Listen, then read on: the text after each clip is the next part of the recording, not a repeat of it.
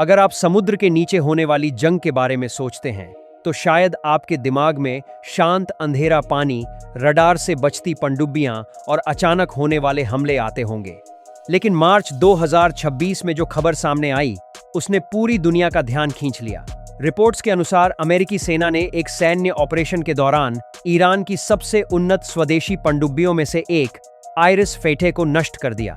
यह सिर्फ एक सैन्य घटना नहीं थी, बल्कि यह उस तकनीकी और रणनीतिक प्रतिस्पर्धा की कहानी है जो दशकों से समुद्र के नीचे चल रही है। सवाल यह है कि आखिर फाटेह पनडुब्बी इतनी खास क्यों थी, ईरान ने इसे क्यों बनाया और इसकी तबाही दुनिया की समुद्री राजनीति को कैसे प्रभावित कर सकती है। समुद्री ताकत हमेशा से किसी भी देश की सैन्य शक्ति का अहम हिस्सा रही है, लेकिन पनडुब्बियां इस शक्ति का सबसे खतरनाक और गुप्त रूप मानी जाती हैं। पनडुब्बी पानी के नीचे कई दिनों तक छिपी रह सकती है, दुश्मन के जहाजों पर अचानक हमला कर सकती है और बिना दिखे वापस लौट सकती है। यही कारण है कि अमेरिका, रूस, चीन और कई अन्य देश अरबों डॉलर खर्च करके अपनी पनडुब्बी फ्लीट को मजबूत बनाते रहते हैं। ईरान भी पिछले कई सालों से इसी दिशा में काम कर रहा था ताकि फारस की खाड़ी और होर्मुज जलडमरू मध्य जैसे रणनीतिक इलाकों में अपनी ताकत दिखा सके। ईरान की नौसेना के पास लगभग 20 से 27 के बीच अलग अलग प्रकार की पनडुब्बियां मानी जाती हैं, जिनमें छोटी तटीय पनडुब्बियों से लेकर अपेक्षाकृत बड़ी डीजल इलेक्ट्रिक पनडुब्बियां शामिल हैं। इन सब के बीच फाटेह क्लास पनडुब्बी को खास महत्व दिया जाता है, क्योंकि यह पूरी तरह ईरान में डिजाइन और विकसित की गई उन्नत श्रेणी की पनडुब्बियों में से एक है। फाटेह का मतलब फारसी भाषा में होता है विजेता। इस पनडुब्बी को पहली बार 2019 में आधिकारिक तौर पर ईरानी नौसेना में शामिल किया गया था। इसका निर्माण बंदर अब्बास के पास बोस्तानू शिपयार्ड में हुआ था और इसे ईरान के घरेलू रक्षा उद्योग की एक बड़ी उपलब्धि माना गया। तकनीकी रूप से देखें तो फाटेह एक डीजल इलेक्ट्रिक पनडुब्बी है जिसका वजन पानी के अंदर लगभग 600 टन के आसपास होता है। इसकी लंबाई लगभग 48 मीटर के करीब है। भले ही यह अमेरिकी या रूसी परमाणु पनडुब्बियों की तुलना में काफी छोटी है, लेकिन तटीय युद्ध के लिए इसे बेहद प्रभावी माना जाता है। इस पनडुब्बी की सबसे बड़ी खासियत इसका हथियार सिस्टम है। इसमें 5 133 मिलीमीटर के टारपीडो ट्यूब लगे होते हैं, जिनसे टारपीडो के अलावा एंटी शिप क्रूज मिसाइल भी दागी जा सकती हैं। यानी यह पनडुब्बी दुश्मन के जहाजों को दूर से निशाना बना सकती है।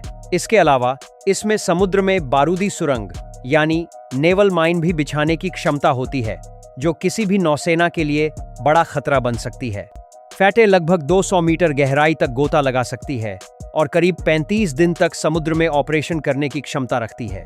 इसकी गति पानी की सतह पर लगभग 11 नॉट और पानी के अंदर लगभग 14 नॉट तक बताई जाती है। BJPS ईरान के लिए यह पनडुब्बी इसलिए भी महत्वपूर्ण थी क्योंकि इससे पहले उसके पास ज्यादातर या तो छोटी गद्दीर क्लास मिनी पनडुब्बियां थीं या रूस से खरीदी गई किलो क्लास पनडुब्बियां। फाटेह इन दोनों के बीच की श्रेणी में आती है और इसे सेमी हेवी सबमरीन कहा जाता है। इसका मतलब यह कि यह छोटी पनडुब्बियों से ज्यादा ताकतवर और बड़ी होती है, लेकिन परमाणु पनडुब्बियों जितनी विशाल नहीं होती। रणनीतिक रूप से फारस की खाड़ी दुनिया के सबसे महत्वपूर्ण समुद्री इलाकों में से एक है।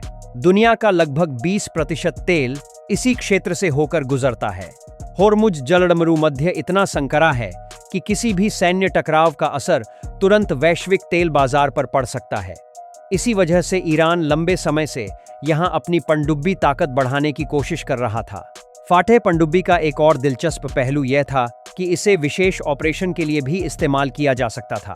माना जाता है कि इसमें स्पेशल फोर्सेस के लिए उपकरण रखने की व्यवस्था भी होती है, यानी जरूरत पड़ने पर यह समुद्र के अंदर से कमांडो ऑपरेशन में भी मदद कर सकती थी। 2019 के बाद फाटेह ने कई नौसैनिक अभ्यासों में हिस्सा लिया। 2021 के एक सैन्य अभ्यास में इस पनडुब्बी ने सफलतापूर्वक टारपीडो फायर करके अपनी युद्ध क्षमता का प्रदर्शन किया था। हालांकि 2026 में हालात अचानक बदल गए। रिपोर्ट्स के अनुसार अमेरिका और उसके सहयोगियों ने एक बड़े सैन्य अभियान के दौरान ईरान की कई नौसैनिक संपत्तियों को निशाना बनाया। इस अभियान के शुरुआती दिनों में कई जहाजों को नुकसान पहुंचाने की बात सामने आई और इन्हीं हमलों के दौरान आइरिस फाटेह पनडुब्बी के नष्ट होने की खबर भी आई। अमेरिकी सैन्य अधिकारियों ने दावा किया कि इस ऑपरेशन में ईरान के कई युद्धपोत और एक पनडुब्बी को भी खत्म किया गया। हालांकि ऐसी घटनाओं में दोनों पक्ष अक्सर अलग अलग दावे करते हैं और पूरी जानकारी तुरंत सामने नहीं आती। फिर भी यह स्पष्ट है कि अगर किसी देश की उन्नत पनडुब्बी नष्ट होती है तो यह सिर्फ सैन्य नुकसान नहीं बल्कि तकनीकी और रणनीतिक झटका भी होता है।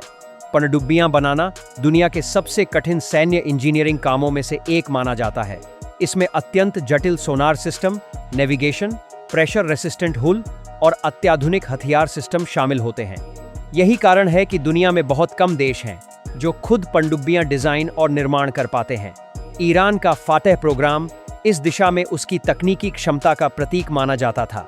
अगर वैश्विक तुलना करें तो अमेरिका के पास दुनिया की सबसे उन्नत पनडुब्बी फ्लीट है, जिसमें वर्जीनिया क्लास जैसी परमाणु पनडुब्बियां शामिल हैं, जिनका वजन 7,000 टन से भी ज्यादा होता है। सर्वदिशन के साथ इसके मुकाबले फातेह जैसी पनडुब्बियां काफी छोटी होती हैं, लेकिन क्षेत्रीय युद्ध के लिए वे फिर भी खतरनाक साबित हो सकती हैं। सैन्य विशेषज्ञों का मानना है कि आने वाले समय में समुद्री युद्ध और भी ज्यादा तकनीकी हो जाएगा।